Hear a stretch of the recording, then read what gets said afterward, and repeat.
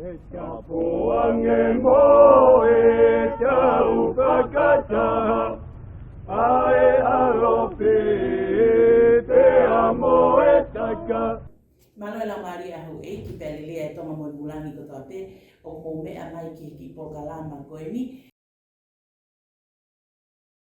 Mo meniti ko ula e mo taha kau punake i loa koe ke sora ke mo tolu ko e punake ni ko mele suipi whakatawa la tu o ku whai e ko lea hono taimi e whai hapota la noa ki he taualunga whakatonga ko hina a aonga ia ki he kahau o e whonua i Aotearoa ni. Pea ko ia i te uto e whakaloloa tahine mele suipi mahalo mo e whawhatongia mātea ki pia mahalo e mawhai maari e. E lawa nei ke omi hao ki i pui toa peho tuku anga, pea o pea toa e pe ki o whatongia whakapuna ke i whanamari ko.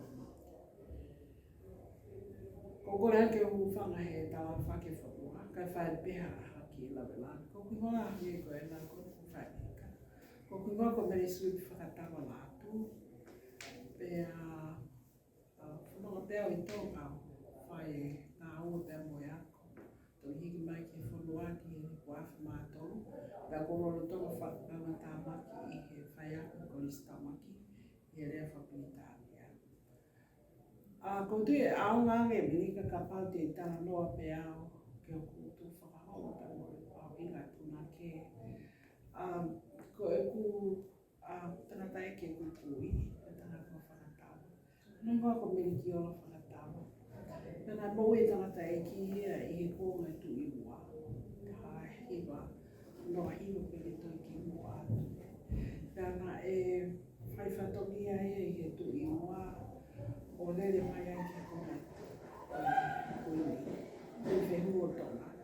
Ai nane whaiwhatongia puna ke me ai o aku mai. Nā kau a whakatawa i he whaiwhitau lahi atu i ua, tahiwa noa hiwa ana pe kona atu koia. Pena e toa hano ko loa, ai kia he mau ki ake he ake ko tawahi, pia mo motu i e ua kui o koe motu ko kamau. Ai ana e toia pe mene a whio ko ui ko ne whai e whatongia. Pene o mai e ana oi whakawhai puna ke me he taimi koe tu i mua ke kong ki mua e mo ui. Ai Kunsalote i tō. Pea aska pahoko mai he tangata e ki me a Kunsalote. O a mai ki he konga o e tui wha, kuntau paha tu po wha. Pau tongi piki lena mai e anu ki tōnga ane. Pea wikai ko a pimo tōnga ane, ka koe tōnga wahi pea kuka ngai me ki tanga my cousins o mau whai ko toa e whatongia. O mau lere i mai o a mai ka ke tōnga e taimeni. Ai aku me laka ke tā te atupu, ai nau e whakapunake a tu whakahoro e tangata koe ni. O kumahino pēr ki a te ao ngari ngāri pena nei ai ko ngā pēr e tangata koe ni o whakatawa me mua, ai ngāri pēr tui ngā ko tui ki ai. Ka koe ne hoko me ana me haarawa ki. Pea toki lama ma o kusipa waifi i he ofini fustua koe, pea toki lama ma lofo i wau. Pea kwange e pēha punake a wama u, ai tangata e ki.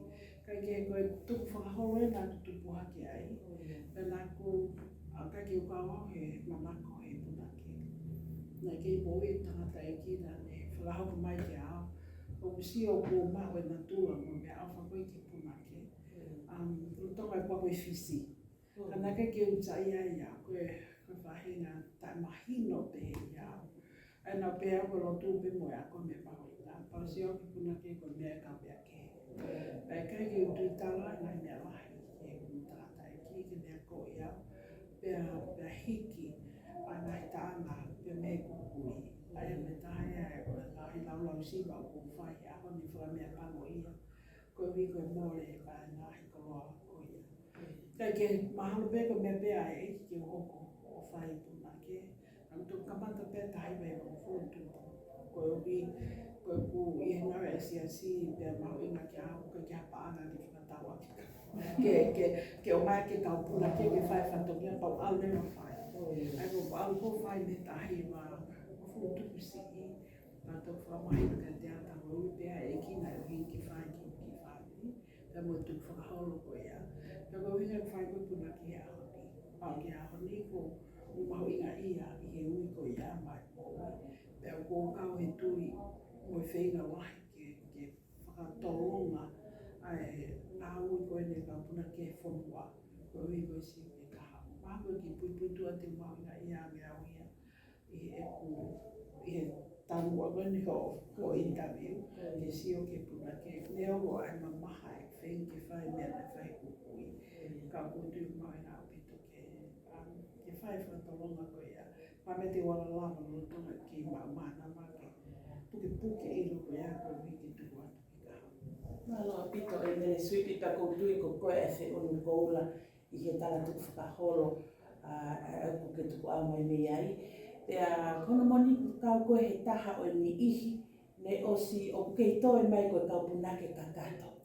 Ko osi hiri whakinima koe mei whare lahi pea o ku whaihono sioa e toko lahi a ho whau ko ia o e taanga I he tau mufulu e ne a whiola a ko mafunua.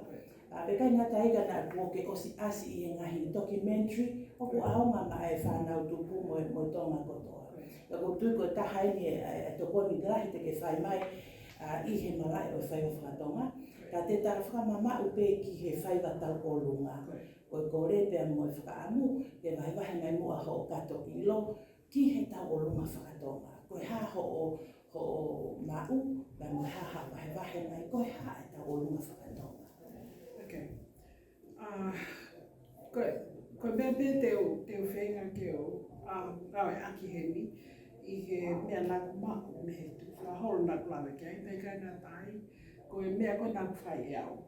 Pea mua ngahi lau tohi te ko whai e. Ka te au koe tau o lunga whakatonga, o ko whangawe aki e au ia koe hake a fwoi mamatai a moni, na koe fwoi whakawhono koe o e mamatai a moni. O ku lau iai e whaiwa tau o lunga. Ko hono o inga, ko e urua ki u kai ke ngata pehe ne whakameite, kai ke ngata pehe ne hanga o ave uhinga. Ka o toi kawai hano whiri o ki nā tōru whakaofa mo matawhi whine ke nā hanga o display ai uhinga ko o e whaiwa whātonga. O e tau o lunga whātonga, ko pehe o wikai ko e traditional au pito o ia. Ka kia te au o kukau ai whaiwa tau o lunga, I he whaiwa o kune I o lunga I he hangi a fwoi hangi o plau ko whakawhono koe mamatai a moni, ko e uhi ko no o kukau na whakawhofa, pia mo I tawa ai ai whiwhine tonga whakawhofa, he tai koe nai whiri koe ki ne hanga whai ai whaiwa tau o lunga. Pea ko mo I ka whaiwa tau o lunga, nai kawe he ngai whaiwa tau mua whakameite ke whawhia maari e ki he nea whio mo ki nā tōnu o ku mata whaiwa ko uhi o ku iai pēr no whaahina alunga o nai o ke he me ngai whaiwa ke he whakatonga ka kāma māu ka ku flow ai tau o lunga ia o ku lehanga ia o whakameite mo whawhia maari ai toko taha koe o hanga ki whaiwa. So mixed kātoa ngai tau mua koe ako mea ko pē ai o kau e whaiwa tau o lunga I he whaiwa whakaofa taha mo whaiwa o ku I kia no interpreti he tau whaiwa whatonga ko hiku tau mo whakai aki. Ko ia, mōne a pito. O ku whaingata a whoke tau mau hatai ni tuku pau ko hiko e tau tala tuku whakaholona e kai ke tohi. Na e hange pe ko tala no koe ai tala oral tradition pena o ale pe me tō tangata koe I he tala motu pe. O koe hao mau ki he taimi nai whafofua na e whai ai hono whakakaupau ai whaiwa koe ko tau o lunga. Ia, ko mea pāpēra ko lau whaingata a pitu ia te au ke ohanga o poini o tuku I ha whahinga taimi o e taimi. Ka koe ana koe ai wawalo, ta mo whakaukau ko tau mau ke no kamata ana. O pehe ngai whamatala koe ohi mai na mei he tau o koe e kau haunga I whanonga. Ka ko kia te au ia ko peko whia ai maha tai niu whaingata a koe ki ave ki ai. Ka o mahino pe ia wha he kamata koe hono ngā e ake whaiwa koe i tonga. O koe ke tuia na e mamao au pito me ai a kamata e tau horonga. O ke ngahi atau tau sio e ngahi atau kuala mau. Na e i mua au pito. It could be pe koe senturi tahi wā. Senturi tahi wā luki mua i ai. Tau sio he ngahi ata pena e osi i ai e tau horonga. Ai o koutu ia e te tau la penge tau pehe. Mahana i ki mua au pito pe senturi tahi wā. Ka koe kuongo i koe a kuia. Nai ka o kau beia pe ko whetaimi nai kamata ai whakaro mamata mai mono taki mai o mai tau oro ai tau oro. Pena toki ohi mai me ai hange ko lau anina e pena e mai mi hamoa mi tau alunga hamoa. Ka koe tui koe a kuia. Nai mei i kamata anga pe ia koe kai kake ngai tau alunga koe hune whakahaa koe ngai mea nai hoko. As far as whakame i te koe ki loto tatau, I think that osi ia i hao pēr tau. Malo a pito. Oku whiawhia pito po kalamako piko ngai tuku la mea koe na pe whakahoko mo e vai oku ke whai. Pe me ia i hotala noa ki ngai senturi ko ia. Na ia i whakaukau ke sio koe hanai hao mau ki he tau olunga ki ngai whai ke kehe. O e tau olunga whakahoi fua. I he tani koe whakahoko ai pehe pe hou eiki. Pea me ha tau olunga koe whakame ite. Pea moha tau olunga pe aha me avare koe tau pe koe tau olunga whakatonga i ha konseti. O koe na hano kehe i anga o mau. Pea tok tānak mai ke mo floor show i he koma mai koe ki mui. I think o kuiai e fo i kaka noia o e tau olunga. E ta tau ai pe koe tau whahoi fua pe koe whakame ite pe koe tau olunga whakakonseti he. O kuna tofu hia pe i fo i whakaukau. O kune hanga ko o antapini e whiunga e tau olunga. Koe pau ke iai ai uhinga, o hanga e toko tātau olunga, o awe ki matanga. Pe koe awe ki nea whio, koe whakahoi fua, whame ite ki loto tātau. Pe koe awe koe hato uhinga. Hei kai lama o to'o ai hawhasi, e koe lama tau olunga te ia hawhasi. O pau ke iai e whasi, pe o pau ke iai e taanga nai whapewha. Taanga pe whakawhasi, pe auskia pe toki haka i lewa. Aia pe koe hā, o hange koe ngahi kalasi, ngai aki ki e tau mua e whaima, o e whaima tau olunga. Ka pau ke tāri e tāko toa pe, o ki ai hono ngahelo, hono underbinning base, koe fo i base ia, Koe pau ke hanga e tō taha tau olunga, o awe e fo i uhinga, o e taanga koe na e whatu ki ai. Pa toki tānaki kia e lauta koe pia mo e whaka hoi fua e whasi, pa toki hakai he tō taha whasi. Ai koe usi o, koe tahai e te whtoi mea maho ina pena e pe koe hae tau mua. Pe koe. Ka koe taha koe mea whakawhai ki hei aki. A pia koe uhinga taha kia te au, o kunuahi ai kia te au tai noa e kisia ki tau olunga. A ene whakame ite. E koe rea me ite, koe rea ia o kuhanga e he tānga, pia mo e whasi, pia mo tō taha tau olunga. O kune hanga o whakatupu ai fo i loto. Pe koe o ngoi i loto ai toko taha mamata. Pia ka pau e whakawhōwha ngai mea koe, pia koe mea tau koe me ite.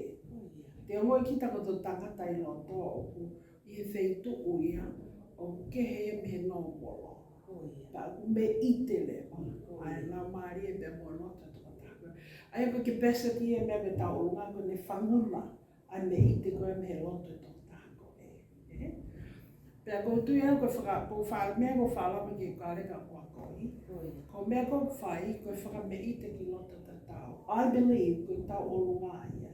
Ko hono tau mua, koe whakahoi fua koe whakame ite ki loto tatau. Pia ko loto tatau koe nea whio ia kuhi. Pia ka pau oku osi hoi fua mai tau, ina pita koe whakakaukau e hoi fua. Koe me ite koe lau maari e tō tāka pa fua mai ne hoi fua ke mea koko. Oku tonu ai tāna whakawhoofa pia lau taha no whasi, ne abe e whasi ia kita ki whahinga wheituku they don't want to come back from there. Pea ku toi amo ngia ai hanga ko he toko taha haka o haka I o tonu pea fola ku whaafofa pea toi whakaofa ai tō tawhai, ai tō tatao he anga tau sinu whakatonga no te ua pea. Ai ne hanga whakameite ai toko taha koe puhanga koe ki ai. Ko whainga lau maari tau ilo pe tau tō. Ko fia ia, ko hange ia, ko fia he whakalangi o koe ki te ipo te tuko longa fi ta longa i kāna te fia pe ko te tangi. Ko mantui au ia he mau whaiva koe mamau. Nai e mea mapino lewe ki au mele. O ko kei noi, tamai nina na tupena tolo tangi. Ko hai e tangi he whaiva koe nomo lok tau puna fia pe. Ka koe me ite koe alo tōk ne we e to taha koe. Depending koe hane emotions o express ake ne fia me ite.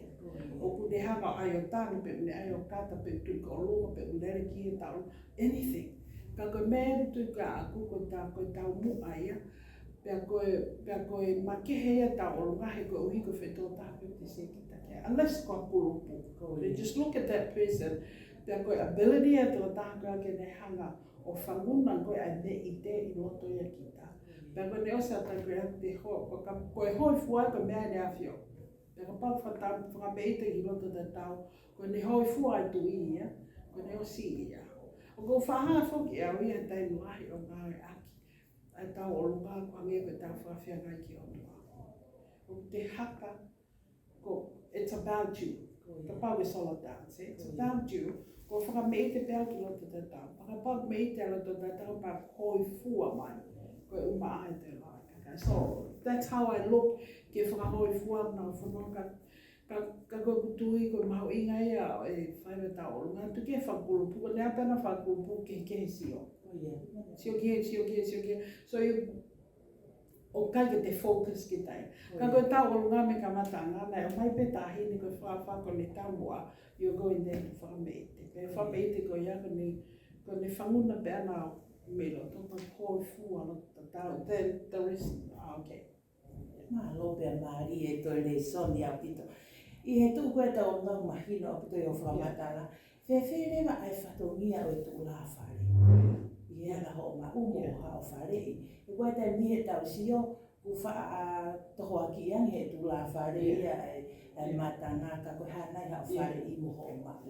Yeah, I think for a start o ko tuka aku o ko tuia ton ko skill I tū la whare ton ki a ko.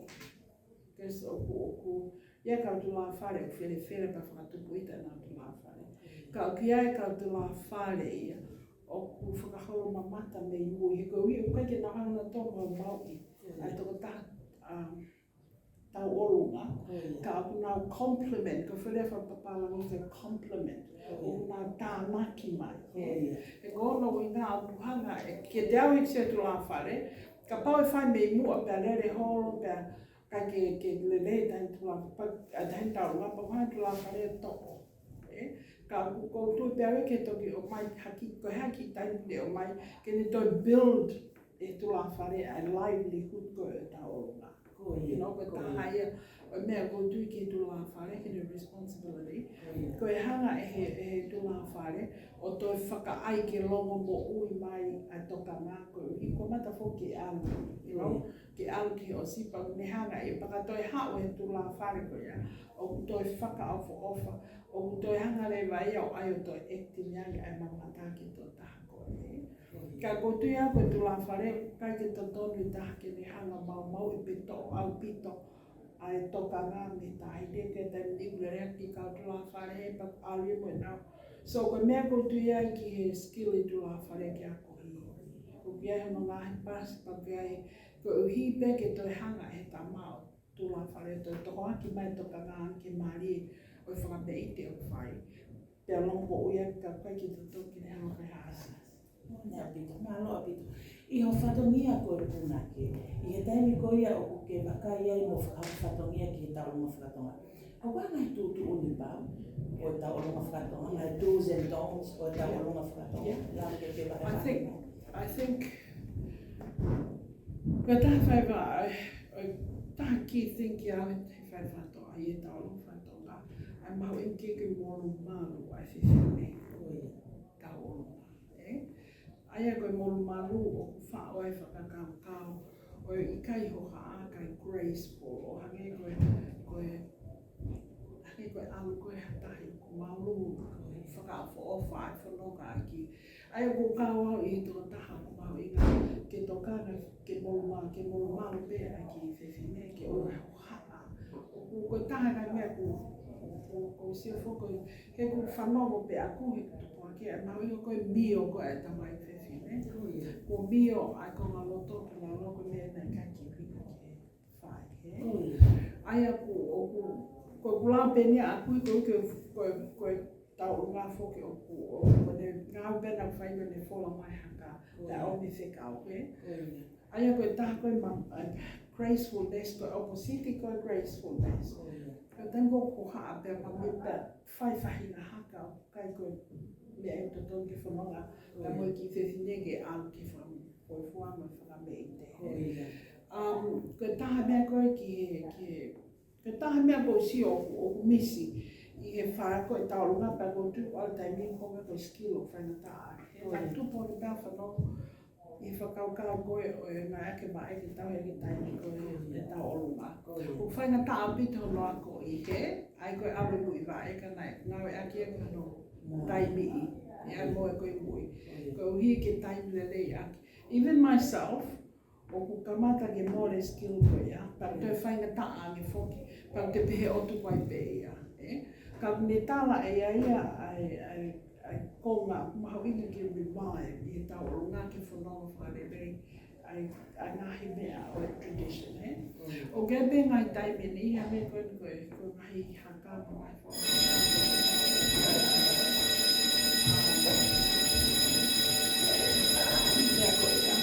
Ko ike mahu inga ko pia ke silpila mirika ko inga koe taime ni koe ngai haka ka ke whawhiwhia I e kau mea. Ka koe taime I koe taha mea mahu inga taha ia ki au ai kalo. Ka koe kalo ai teki koe. Ka pau o ku hange peko ku lau koe ke foi jam o nā matai a koe. Koe teki koe ai fufonga. Pea ko mahu inga ia teki whakatua kātana koe ke whangai ake o teki literal me. Ka koe pehe o ia koe kongalahi ia ke gracefulness is a thing for me he tau o ai nonga go to tongi na aki ai even the baba fasi ya ka nonga pe it's not me o pe fava me you know te ko na haka go tu ko mata ke misi au pito ai amo ko ui vai ke taimi te mo mau inga ko ka fa to ka ta mona pito malo pito me suipi fe ai ha fale ki te ko fa e haka o ku kai foi ta mai tanga o ku heriaki ko na metaphor ka yo fatongia ai tai bla ko ka kai ta o pito na he ka fa mau e ngai ta fa ke o ta fa ko ko ha fale I tu nga o ka kai atu ki ka ke fa haka I ho fa fe ona mo tanga o bla ina wale la mai ha fale ta fa ki yeah I think ko ki ba mo defito ko ai mahu inga ke whina pasi e te haka pe moe taanga ke nāwe whekau ke a. Ke kia te au koe ke koe tau whaiwa koe ke ngata pe awe whekau kono uhina. Ka au toi whakameite pe maari e pe toi au ke mawhana ka pau au ke tawhaki koe a. O mahu inga au pito an raki pau ke whina pasi ai uhina o taanga pea moe haka, Pea he taimu ta peo ne ko lau ko e toki o walewa ai poto o punake I he ne omi ngahi I misi ko tau I koe heriaki. Ko heriaki is about o mai ngahi images and use it he te taanga. Pea koe o mai rewa ai ngahi images o ngai aki he te haka. O kai ke heriaki mai pe ke hanga whakame ko whatoka ngai ngahi ko ala whakame. Ka tālai ai potoangi ai punake he taimi koe o ku heriaki ai, ka toi heriaki koe he haka. So ke pe ngahi mea ia ku whainga ka apito ke te heriaki he haka. Ka pāk mahu kai ke hana koe teke te ngai aki pe ngai literal haka meaning. Ka gotui, he koe tahe mea tālai poto e punake, koe tālai poto e punake koe ke hene whātu, koe ne ake heriaki, pe kono mua koe ne whakahaki. Koe ki ngata ni whenā pasi pia mo e uhinga. Ka oku I kai ke no papa be ki whahinga haka pe taha. O variety genres o haka. Kai ngata I o awia ki e tuunga o mai ngahi I nisi whakapuri o haka I mai he haka taku. Pe aku tāla lewa he haka gau kai ke te whiu kita he hanga ki a whakahaka tau o luma. Ko ngahi mea ko ia ki kāpu whakahaka. Mahalo apito. Pea ne hatu mea ma kehe ke whietana mai peke whaka o se ake tapu o tala noa. Pea moha o whare I te ia le mautoro koe ne uku ke tau wha atu ke mau e te uma koe puna ke kakato mo fua whatongia ke ka au. Moha ni ihi pe I he whonua ni nau mānako I he whatongia whakapuna ke. Koe ua ki pe malo a pito. Ko mana tui pe fo I rea a mau I te koe documentary. Mai whai koe he hakako tārangi. Koe nā tūla ia kaupuna ke koe mea koe whetau Koe. Koe whetau, he ko hono I ngā mutala he te puna ke te poto. Koe. Pau taktaha fufu pe whokia he puna ke. Fufu pe au ki mea koe a koe fufu ki whasi koe. Pau ko tū ke place o e poto puna ke. Because there can't be any poet around the world ko pau ke te lava ki tai o ilo te mea. Koe. Ka koe kuanga koe koe a koe tau tangata tātou, if we don't do something, ke toko ni I whangakita mai ki o aloha ke ahoni. Ke nau fau tonu mahe ngahi mea koku whai. If we are not willing, ke vahe mea koe ia, then a day will come, na ona tolo mimio. Pe taha mea nau si he holi fiska na toko si. Na kai he fia ai, koe uhi, na ia koe whangita mai ki punake ki lao, he? O na omi whoki o sio pehe YouTube, pa na o mai ngahi contemporary moves, o aia ke tau mea, kai osian koe a koe ka teitei mea ia tau tomo, he? Aia koe mutui ki he kau punake, o kumahu inga, ke iai te creativity, o mahoinga ke build, ka api kai ke kianga kita o tamatei, ai tuku whakaholo, and traditions. Pea ko kawa he loto mamahi he whaalu whai o hakoa. Te woko ala whakamau, o ko sio and they're trying to be creative, ka punau alu apina tolu mama, me tau ngahi mea whakatonga. O ko kawa he loto mamahi he mea koe ia. Ko uhi, pea ko whaarea lahi a iau, pea ko wha tafurua iau, ia ko uhi koe kuongo iau e tā mea. Neo mo e te creative, mo e te poto, mo e te hoto ata mai te lawa whatu e te ngahi mea. Ka kai te tau ke tamate e tau ki mea, ko te tau ke hanga e kaupuna ke o puke a e mea koe matau tō. Ai koe taha e mea. Pea ko whakaloto lahi e au ia mo hanga whakawhewhangi tau tupu e ahoni. Ko mantui ko mea ia piro lewe taimi koe nai uia e ne whono I wawau. Nane whiri whok ea ke pau o whai e laka koe e tau pangafu e tuki. Ai ko bulaki laka e people don't believe that that's the first laka that I've ever done. Pa mau whono koe wawau hafuke kau tāanga ko ai kau punake koe kau tangata eke. Pea ta e ia e ki kau tangata eke na kai ki nau fuwhiwhi hei ko aloha ke aku ki leka o wheke whai mea. Ka koe mea ia tahine. Koe mea o ko whiri ai a whiri moto ake puna ke ua koe ne whiwhine. Ko wiki o mai e ko I whawhine o lākai. Kai ki lākai ka nau o mai o tokoni whai ngawe. Pea koe ua, ke whai he tau tupu, pea ka pau lewa o nau hala, pa mo o mai ki mo tau ka matoto a whaton.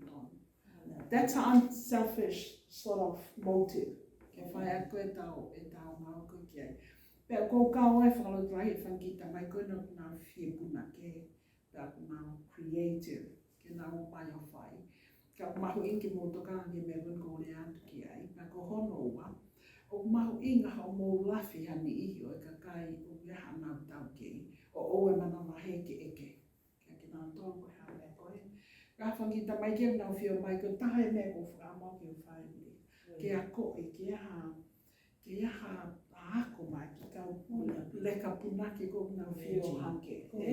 Ko hiki o mai hai ko mea koe puna leku.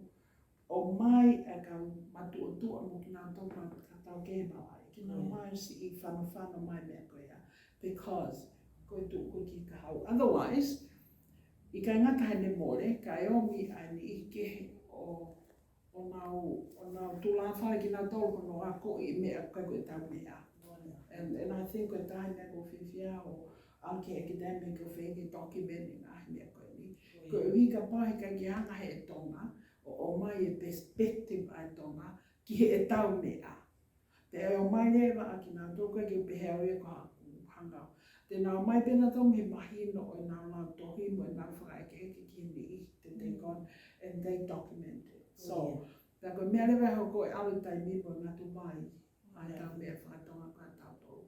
Koe ko whana tolahi I au I a hami I o whiwhanau ki mea ko a hanga ki ai.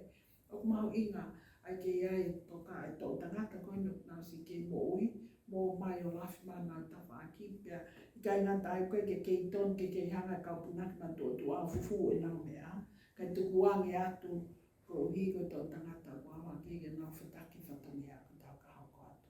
Koe ko whamahalawahi ake a koe, kai he, nāu koe nuki whenki document I le volo academic. That's koe whentu pēa tātene whakatonga ki ha tō tangata koe ame mea koe ni o tō document hiri e funga shelf koe ni Angahi University ko hiki o whanai tō tuku whakatonga. Koe mea pēko tō kanga tu māloa pita whakamā. Māloa pita mau taimi pia māloa pita vai vai mea o kato ilo. Whatawange pe mo o tua kene toi whakawhonu hoa e anga mea. Ko hi mo atamu hatoe mo ui o ku loloange ko hiko ilo peo kei maho inga pe ke mawomi o ako mea te koe I he mau ai ilo pe mo tau kepu ke mau o whangahi atu. Māloa pita. Māloa pita.